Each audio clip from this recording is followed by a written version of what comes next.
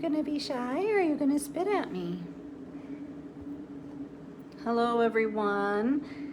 You've now met all of the Asian leopard cats that call the Wildcat Sanctuary home. It has been a few weeks of getting, hi beautiful, of getting everything ready for these guys, not only temporary. Hi beautiful, I'll back up. That is Princess Minerva. Hi, sweetheart. They're all calming down quite well, and so we're so thankful. You guys, I'm gonna try and stand by the door here. These wonderful catios off of our wish list, and they're working out great for the kittens. I can't believe, Rue, you're being actually quiet. They've all settled in and are doing, let's see if I can get Rue in there. I've never seen you so quiet, handsome. Did I just wake you up? Did I just wake you up? I was gonna try. There's. Hi, Aiden. Hi, Aiden. Hi, little boy. Hi. Hi, Aiden. Where are you going? I was trying to give some perspective of how small these kittens are.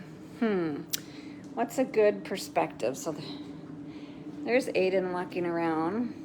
So these catios are not very big, so they're 6 feet tall. I would say that Rue's, probably almost 5 pounds now. He was 4 pounds when he came in. And Penelope, they love these little cubes. There's little Penelope. See if I can get it to focus, not on the fence. Yeah, it likes to focus on the fence. There we go. And they were all just out. Look at little Ziva. Ziva came out and ate. So they're in here for quarantine. They will be out very soon. We have volunteers coming and building a large permanent catio off of our dog room. So I used to have a heated dog room when I lived here at the sanctuary for my dogs. They lived in the house too, but when I was out working all day, they had a big heated dog room in the garage that went to the backyard. And so we're turning that room into an Asian leopard kept room. We are moving Bengals around so that we'll have a bungalow and a 40 by 40 enclosure available. Right now, they're still all in here, but they're very, very calm. And then we have a quarantine area that's going to be open. Where did little Apollo go? Aiden go. Then we have a quarantine area that will be open. So we'll move out. Sorry, internet again. I cannot walk into Rescue Bay. But we really appreciate the catios that have come for all these little guys. And we are so thankful for the volunteers that are coming to build the permanent catios. I'm so thankful for all of the staff, the ones that went on rescue to pick them up, the volunteers that drove halfway to meet Cheryl at Wildcat Ridge, our staff here that has been out caring for our other residents so that a smaller group of staff can work with these guys here in quarantine. And so it's taken a village, definitely. And the bigger thing is, this has been one of our most expensive rescues. These guys are small, but the trip to Texas, having a staff member be at Texas, around the clock, which means we pay time and a half plus airfare plus hotel. Then we pay time and a half for the caretakers that are back here filling in for her. We had one caretaker that put in 100 hours to cover. Oops, sorry, I lost again. We had one caretaker, I was told, that put in 100 hours over a week to cover those that were on the rescue and doing animal care and things like that. So a huge thank you for that. Then we had volunteers luckily drive, but we still had everybody having to put up the catios and cleaning. And this is kind of like an area only certain people can go in until their quarantine period's over. And so It's been very, very expensive, but it has been very, very worthwhile. We just weren't realizing how small. So maybe this will tell you. So that piece of paper that you see that has her photo on it, that's just a piece of 8.5 by 11 paper. So this little girl is pretty small compared to that 8.5 by 11 piece of paper. She's not even half the size of that. So that puts it in perspective. There's been a lot. I know, Aiden, you're a little nervous because you think that when you see humans, you get more food. And Apollo's hiding in his crate. So I'm going to turn off the light a little bit, but wanted to then kind of do a weekly wrap up. But first, you guys are with me for this moment where I turn off. And so these guys are very nocturnal, so we try to give them a lot of quiet and nocturnal time, especially right after feeding. We're here in the hospital, and we'll walk out here, and then I'll kind of do a weekly wrap up for you guys.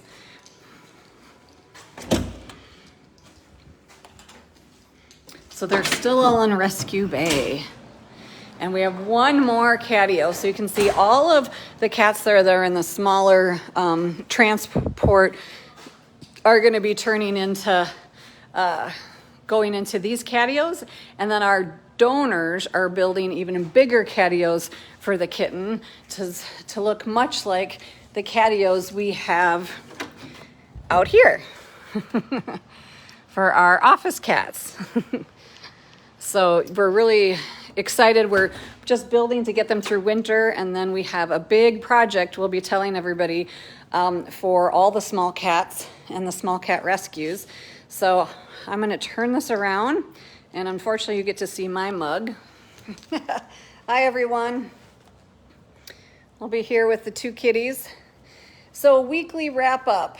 God, where do I start? So sorry, I know people have asked when I'm going to do them, all that. It really depends upon what's going on here at the sanctuary. I would love to say I'm going to always be available at this day and time to do one, but it's just not been that way. And we have another pending case. We're preparing for winter. We have the conference next week. So what kind of the plan has been is we talked about we're doing moves for the winter. Some of the big cat moves were nice to have, not a need to have. So we might postpone those a little bit with all this new rescue cases going on. So this is Emery sleeping here and Oreo. But what we are doing, and sponsors will always get the updates as soon as we have a permanent move. We just don't want to update everybody when moves keep changing. Is that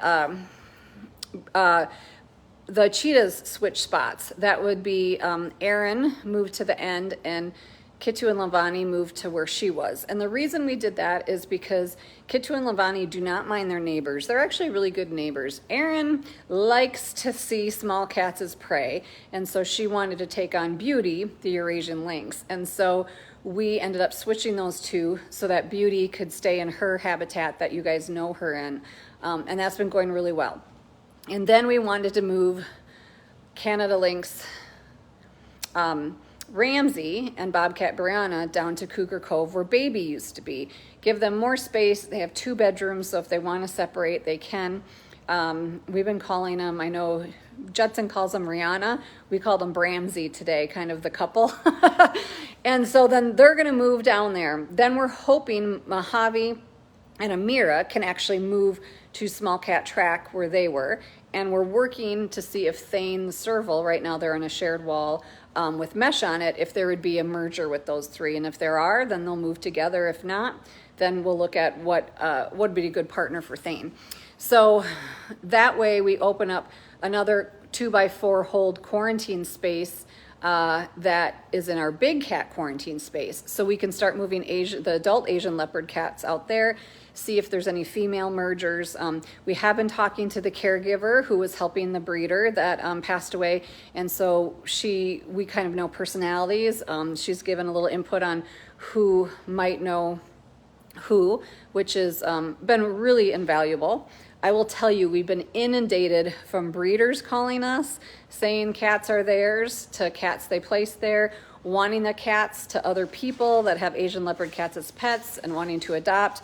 And then even somebody that said that, you know, a lot of these imports of Asian leopard cats for the breeding purposes are tied to a really bad group overseas, and that we're going to get ourselves in a lot of trouble for speaking out against Asian leopard cats and imports. Hey, we've dealt with it with Tiger King. We dealt with it with trafficked cubs. We are not going to be quiet. We don't point out individuals, but we point out issues with platforms and overbreeding and things like that. So these Asian leopard cats are going to stay with us for their life. We are not rehoming them. We placed as many as we could at reputable sanctuaries that are taking great care of them. And, you know, we've helped transport some of those cats, and, you know, so we'll continue working with reputable accredited sanctuaries. The SPC also said that they were inundated with calls for people and breeders and groups that say they're sanctuaries and rescues that wanted the Asian leopard cats until they knew they were spayed and neutered, and then they had no use for them anymore. And so obviously those are breeding facilities that wanted to profit off these cats. There's no chance that these cats that are bred for the pet market are ever going to end up in the wild or in true conservation efforts. Propagating the species just to live in captivity and be sold to the pet market, just like the big cats, is not conservation. So that's been going on here. There's been so much, I don't even know where to start. The VIP event was a huge success. Everybody that came and got to see the sanctuary and spend so much time, you know, we had a social hour, then we had the sanctuary visit, we had the bus ride, we had cocktail hour, we had dinner, and then we even had breakfast, brunch at the hotel the next day. It was wonderful. We got to spend so much time with our supporters and donors who came to the VIP event.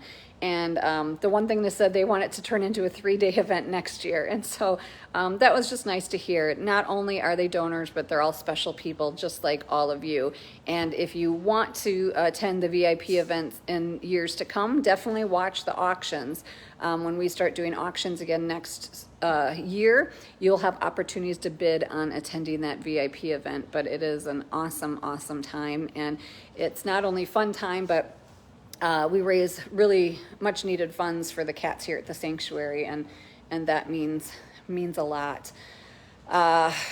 Ty, the jungle cat, I always talk about him because he is, he's just like the Energizer Bunny till he's not. He's been on 10 lives now, and we do see him continuing to slow down, so the staff is spending extra time with him. Sky and Celine, the bobcats, as you guys know, they've came together, and 3 or 4 times over their lives, they've decided they hate each other and have a trigger, and we haven't figured that out. But bobcats are very, very much that way. And so right the day of the VIP event, people weren't on site or anything yet, and they started scrapping with each other. So they've been separate, and we've been trying to do rewards. Teresa's working on it. There's been some hissing and growling, so we're working on getting them back together, but we cannot figure out their triggers. We've looked, you know, every time this has happened, it's not been over food, it's not been over change, it's not been over construction or noise in the area, so they know what their trigger is. We're just still trying to work through it. Nobody was hurt or anything, but we're not putting them back together until we know they can be together very safely, and so we're working on that. Pools, we're closing pools for the season. They're putting up the electric cords, they're putting up the heated water bowls, and it is just like running another sanctuary. The cheetahs are going to stay where they are in Cougar Cove. The staff is working on giving them 2 rooms each. They put in a guillotine door, so it'll be bigger indoor space, so they don't have to move to quarantine. And then they're going to switch out the mangers with heated den boxes outside, because we know the cheetahs like to be outside a lot.